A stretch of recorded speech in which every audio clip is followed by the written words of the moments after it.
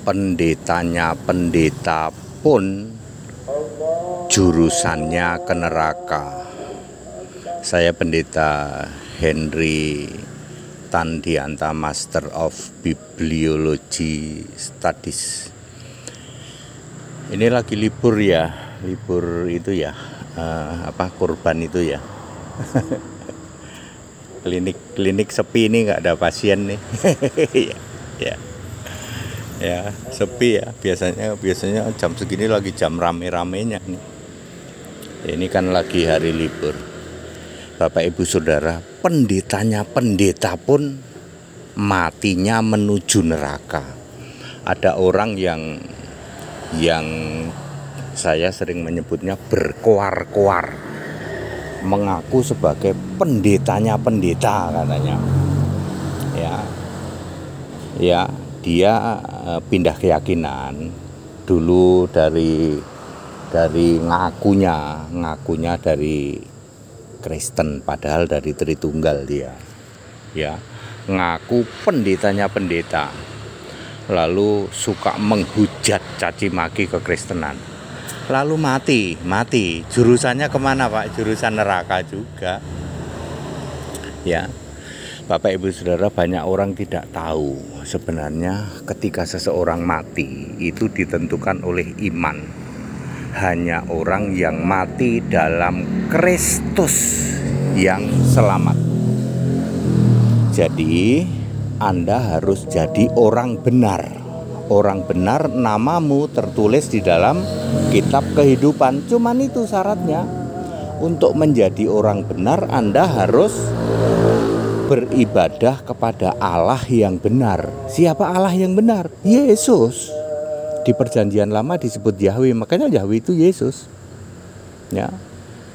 Hanya orang yang mati dalam Kristus, 1 Tesalonika 4 ayat 16, itu yang akan selamat.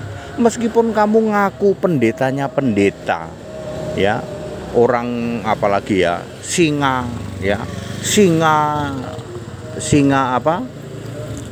apapun namanya lah ya, sebagai yang suka menghujat caci maki kekristenan. Ingat, kalau kamu mati jurusanmu alam maut neraka. Ya seperti itu ya. Ya ada orang yang dulu ya, waktu masih hidup itu ngakunya pendetanya pendeta katanya. Ya, tukang hujat caci maki kekristenan, lalu mati. Kemana dia? Alam maut.